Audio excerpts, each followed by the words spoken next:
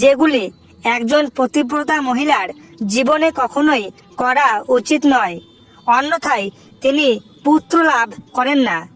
বন্ধুরা, একটা সময় ছিল যখন দেবী লক্ষ্মী ভগবান বিষ্ণুকে বলেছিলেন, প্রভু, আজ আমার মনে 3টি প্রশ্ন আছে।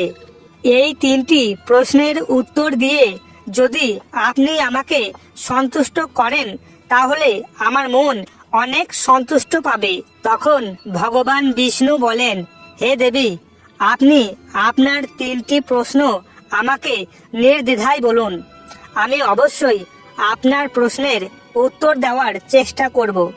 তাই দেবী লক্ষ্মী প্রশ্ন করতে গিয়ে বলেন, হে প্রভু, এমন কোন নারী আছে যার ভাগ্যে পুত্র সন্তান থাকে না? আমার দ্বিতীয় প্রশ্ন হলো, কোন স্ত্রী সময়ের আগে বিধবা হয়ে যায় এবং তিনি স্বামী ছাড়া একটি অসুখী জীবনযাপন করে? আমার তৃতীয় প্রশ্ন হলো, এমন কোন মহিলা আছে যার স্বামী থাকা সত্ত্বেও অসুখী জীবনযাপন করে এবং তার জীবনে সে কখনো সুখ পায় না?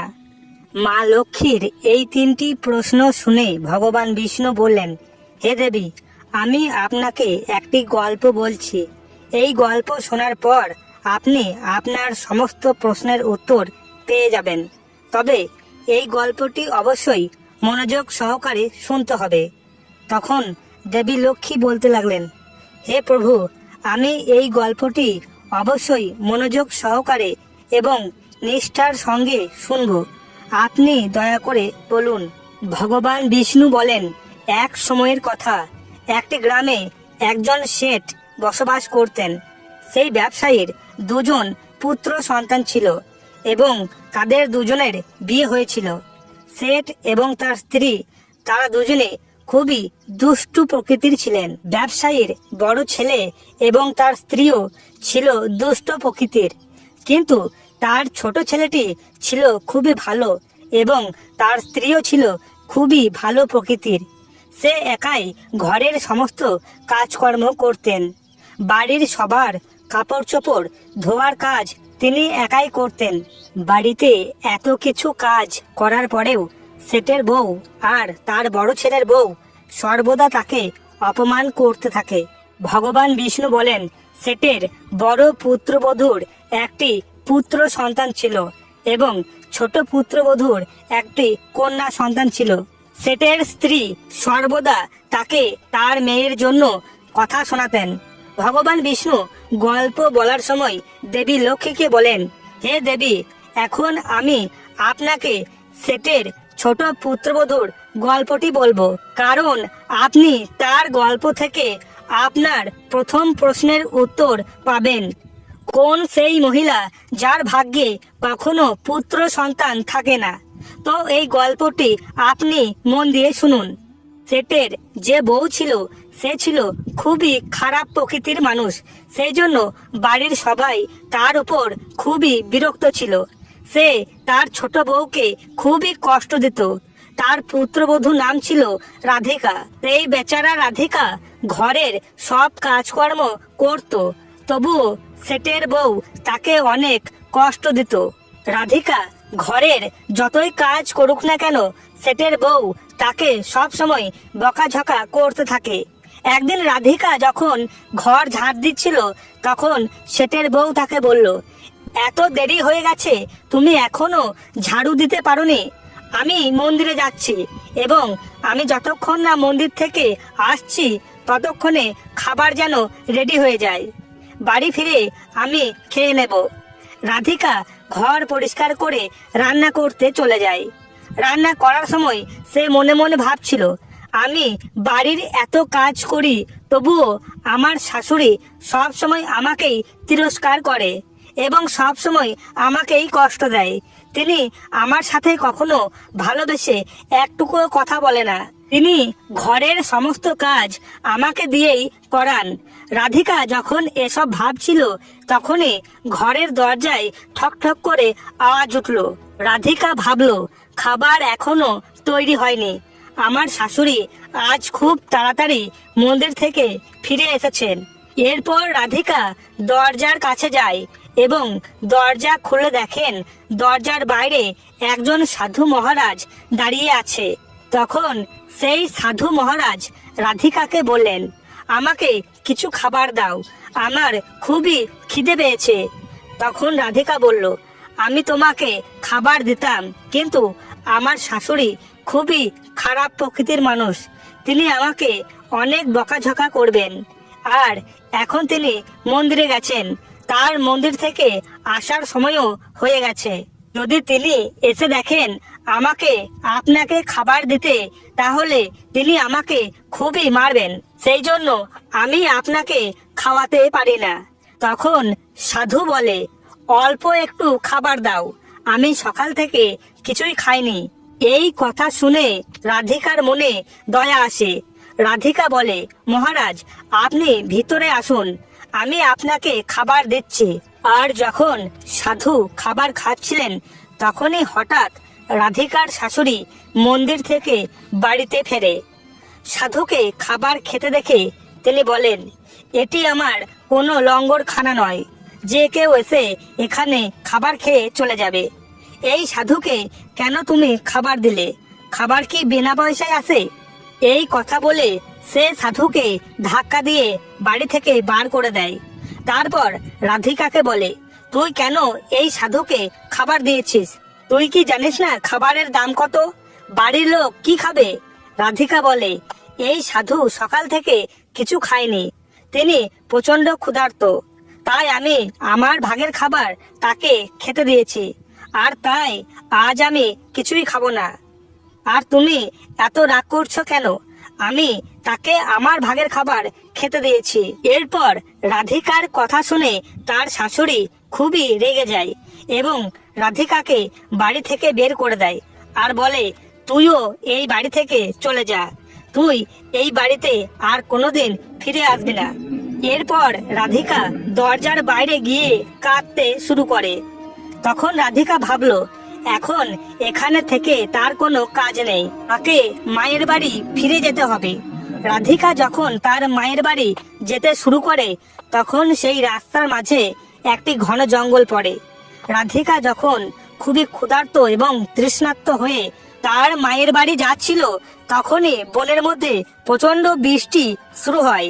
এরপর রাধিকা বনের মধ্যে একটি গাছের নিচে বসে থাকে, কিন্তু তারপরেও তার ওপর বৃষ্টির ফোঁটা পড়তে থাকে। তারপর সে একটি বড় গাছের নিচে বসে কাঁদতে লাগলো। তারপর হঠাৎ বনের মধ্যে একটি সাধুর সঙ্গে তার দেখা হলো এবং সেই সাধু বললেন, হে কন্যা, তুমি কাঁদছো কেন? রাধিকা যখন পুরো ঘটনাটি সাধুকে জানালেন, তখন সাধু বললেন, ওরা তোমাকে এই জন্যই অপমান করছে, কারণ তোমার কোনো পুত্র সন্তান প্রাপ্ত হয়নি। তুমি চিন্তা করো না, আমি তোমাকে একটি পত্র দিচ্ছি, যাতে তোমার খুব তাড়াতাড়ি পুত্র সন্তান প্রাপ্ত হয়। এরপর সাধু রাধিকাকে একটি কাগজ দিয়ে বললেন যে, যদি তুমি এতে লেখা নিয়মগুলি পূর্ণ ভক্তি সহকারে পালন করো, তাহলে তুমি অবশ্যই পুত্র সন্তান প্রাপ্ত করবে। এই বলে সাধু সেখান থেকে চলে গেলেন। এরপর রাধিকা মনে মনে ভাবলো, যদি আমার পুত্র সন্তান প্রাপ্ত হয়, তাহলে আমার শাশুড়ি আমাকে সম্মান করবে এবং ভালোবাসবে। রাধিকা যখন এই সমস্ত কথা ভাবছিল, তখন বৃষ্টি থেমে গেল। এরপর রাধিকা সেই কাগজটি খুলে পড়তে শুরু করলো। সেই কাগজে লেখা ছিল, পুত্র সন্তান প্রাপ্ত করার জন্য স্ত্রীকে সর্বদা স্বামীর বাম দিকে ঘুমাতে হবে। কাগজে আরো লেখা ছিল, ঋতুস্রাবের প্রথম 4 দিনে একজন পুরুষ এবং একজন মহিলার মিলনের ফলে দেহের মধ্যে রোগের সৃষ্টি হয়, সেই জন্য ঋতুস্রাবের প্রথম 4 দিনে স্বামী স্ত্রীর মিলন করা উচিত নয়। ঋতুস্রাবের 5ম দিনে মিলনের ফলে কন্যা সন্তান প্রাপ্ত হয়, 6ষ্ঠ দিনে পুত্র সন্তান প্রাপ্ত হয় এবং 7ম দিনে মিলনের ফলে বন্ধা কন্যার প্রাপ্ত হয় এবং ঋতুস্রাবের 10ম রাতে মিলনের ফলে প্রাপ্ত হয় পুত্র সন্তান। তারপর কাগজে এইসব লেখা পড়ে রাধিকা মনে মনে ভাবতে লাগলো যে আমি এখন এই বনেই থাকবো। তখন তার স্বামী রাধিকাকে বনের মধ্যে খুঁজতে গিয়ে রাধিকার কাছে পৌঁছায় এবং তাকে বলে, তুমি বাড়ি চলো। তখন রাধিকা তার স্বামীকে কাগজে লেখা সমস্ত কথা বলে আর বলে, আমি এখন এখানেই থাকবো যতক্ষণ না আমার পুত্র সন্তান প্রাপ্ত হচ্ছে।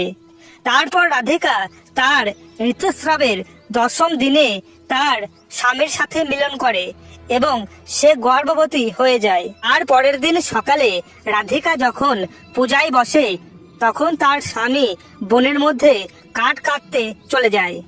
তার কিছুক্ষণ পর একটি ভয়ানক ঝড় ওঠে, যার ফলে তার কুড়িঘর উড়ে যায় এবং প্রবল বৃষ্টি শুরু হয়। তারপরে নিজেকে বৃষ্টি থেকে বাঁচানোর জন্য রাধিকা একটি বড় গাছের নিচে আশ্রয় নেয়। সেই গাছে 2টি রাক্ষস বাস করত। সেই সময় তারা বাইরে গিয়েছিলেন এবং কিছুক্ষণ পর সেই রাক্ষস দুটি গাছের ওপর এসে বসলেন এবং রাধিকাও সেই একই গাছের নিচে বসে রইল। এরপর রাক্ষস বলল, সোনার পর্বতে চলো, আমি এখনই এই গাছটি উড়িয়ে আমরা সোনার পর্বতে নিয়ে যাচ্ছি। একই গাছের নিচে রাধিকাও বসেছিল, তার সাথে সেও উঠতে শুরু করে। কিন্তু রাক্ষস দুটি জানে না যে সেই একই গাছে একজন মহিলাও বসে আছে। তারপর কিছুক্ষণের মধ্যে দুজন স্বর্ণদ্বীপে পৌঁছে যায়। তারপর তারা দুজনে গাছ থেকে নেমে শিকার করতে চলে যায়। রাধিকা যখন গাছের গোড়া থেকে সোনার দ্বীপে পা রাখে তখন সে দেখতে পায় যে এখানে সবকিছুই সোনা দিয়ে তৈরি। তাই সে তাড়াতাড়ি তার শাড়ির আঁচলে যতটা সম্ভব সোনা ভর্তি করে আবার সেই গাছের গোড়ায় গিয়ে বসে পড়ে। এরপর 2 রাক্ষস শিকার করে এসে গাছের ওপর বসলো এবং তারা দুজনে একে অপরকে বলতে লাগলো, চলো এখান থেকে চলে যাই। এরপর তারা সেখানেই পৌঁছে যায় যেখানে রাধিকার কুড়ি ঘরটি ছিল। তারপর রাধিকা গাছের গোড়ায় চুপচাপ বসে রইল যতক্ষণ না উভয় রাক্ষস সেখান থেকে চলে যায়। অতঃপর ভগবান বিষ্ণু কাহিনীর বর্ণনা দিতে গিয়ে মা লক্ষ্মীকে বলেন, এখন গল্পটি মনোযোগ সহকারে শোনো, কারণ এর মাধ্যমে আপনি জানতে পারবেন যে কোন স্ত্রীর পুত্র সন্তান থাকে না। তারপর ভগবান বিষ্ণু বলেন, কিছুক্ষণ অপেক্ষা করার পর রাক্ষস দুটি যখন সেখান থেকে চলে যায় তখন রাধিকা সোনা নিয়ে গাছ থেকে নেমে ভাবতে লাগলো, এই সোনা নিয়ে আমি বাড়িতে যাব। এত সোনা দেখে আমার শাশুড়ি নিশ্চয়ই আমাকে ভালোবাসবে এবং আমাকে কষ্ট দেওয়া বন্ধ করে দেবে এবং আমাকে ঘরের কোনো কাজ করতে দেবে না। রাধিকা যখন এই সমস্ত কথা ভাবছিল তখন তার স্বামী জঙ্গল থেকে কাঠ কেটে তার কাছে আসে। রাধিকাকে বলে, এত সোনা তুমি কোথায় পেলে? রাধিকা তার স্বামীকে রাক্ষসের পুরো কথাটা খুলে বলে। বাড়ি যাওয়ার পর রাধিকা তার শাশুড়িকে সমস্ত সোনা দিয়ে দিল। তারপর এত সোনা দেখে শাশুড়ি খুবই খুশি হয়ে গেল এবং তাকে জিজ্ঞাসা করতে লাগলো, এত সোনা তুমি কোথা থেকে আনলে? রাধিকা তার শাশুড়িকে সেই সমস্ত ঘটনা খুলে বলল। রাধিকার শাশুড়ি বলল, এই সোনাতে কি হবে? যখন ওখানে এত বেশি সোনা ছিল তোমাকে আরো বেশি সোনা আনতে হতো। আমার আরো সোনা লাগবে। তুমি দেখো আমি ওই জায়গায় গিয়ে কতটা পরিমাণ সোনা আনি। এরপর রাধিকা বলল, মা আপনি ওখানে যাবেন না, কারণ জীবনের অনেক বড় ঝুঁকি আছে। কিন্তু রাধিকার শাশুড়ি তার কোনো কথা না শুনে বনে গিয়ে বসলেন। কিছুক্ষণ পর সেই রাক্ষস দুটি গাছের ওপর বসে পড়ল এবং তারপর তারা বলল, চলো আজকে আমরা সোনার দ্বীপে যাব না, আজকে আমরা নদীতে মাছ ধরে খাবো। এই কথা বলে রাক্ষস দুটি গাছটিকে উড়িয়ে নদীর দিকে নিয়ে যাচ্ছিল। তখনই রাধিকার শাশুড়ি বলল, তোমরা কেন এই গাছটিকে সোনার পর্বতের দিকে নিয়ে যাচ্ছ না? আর তখনই রাক্ষস দুটির নজর রাধিকার শাশুড়ির ওপর পড়ে। রাধিকার শাশুড়ি ভাবলো, এটা আমি কি বলে ফেললাম, এবার তো রাক্ষস আমাকে মেরে ফেলবে। তারা তো জেনে যাবে এই গাছে আরো একজন আছে। দুজনে দেখলো এই গাছে একজন স্ত্রী বসে রয়েছে। এরপর রাক্ষস গাছটিকে জোরে জোরে নাড়াতে শুরু করে। তার ফলে রাধিকার শাশুড়ি গাছ থেকে নিচে পড়ে মারা যায়। তারপরে যখন তার পরিবারের সদস্যরা তার মৃত্যুর খবর জানতে পারলেন, তখন সবাই সেখানে উপস্থিত হলেন এবং রাধিকা বলতে শুরু করলেন তিনি অতিরিক্ত লোভ করেছিলেন এবং তার শাস্তি তিনি পেয়েছেন। বন্ধুরা, গল্পটি বর্ণনা করতে গিয়ে ভগবান বিষ্ণু বলেছেন যে এইভাবে রাধিকার শাশুড়ি মারা গেল, তাই আমাদের কখনোই লোভ করা উচিত নয়। এরপর রাধিকা প্রসব করলেন। রাধিকা একটি পুত্র সন্তান হয়েছিল। পুত্র সন্তান জন্মের পর রাধিকা খুবই খুশি হয়েছিলেন এবং তিনি তার বাড়িতে একটি বড় করে ভোজের আয়োজন করেছিলেন, যাতে তিনি তার বাড়িতে অনেক পণ্ডিত ও সাধু মহাত্মাদের খাবার পরিবেশন করতে পারেন। রাধিকার বাড়িতে খাবার খাওয়ার পরে সমস্ত সাধু পণ্ডিত ব্রাহ্মণ মহাত্মারা তাকে অনেক আশীর্বাদ করলেন।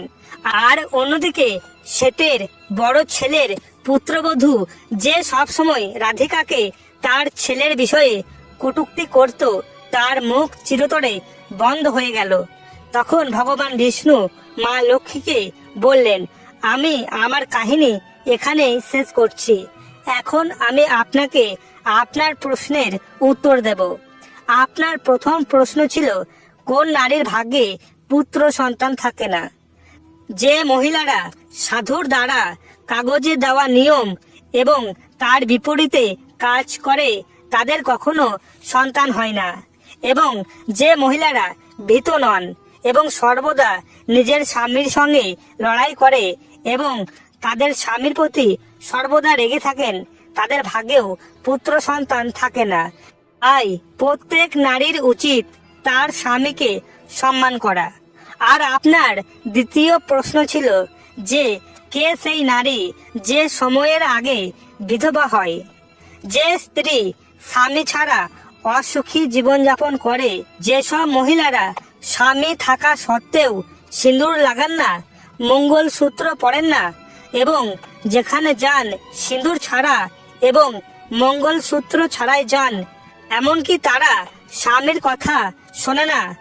আর যদি তাদের অন্য কোনো পুরুষের সাথে সম্পর্ক থাকে, তাহলে এই ধরনের মহিলারা অকালেই বিধবা হয়ে যায়। তাই একজন বিবাহিত মহিলার একটি পতিব্রতা নারীর জীবনযাপন করা এবং সকালে ঘুম থেকে উঠে স্নান করা, তারপর খাবার তৈরি করা, যাতে ঘরে সুখ শান্তি বজায় থাকে।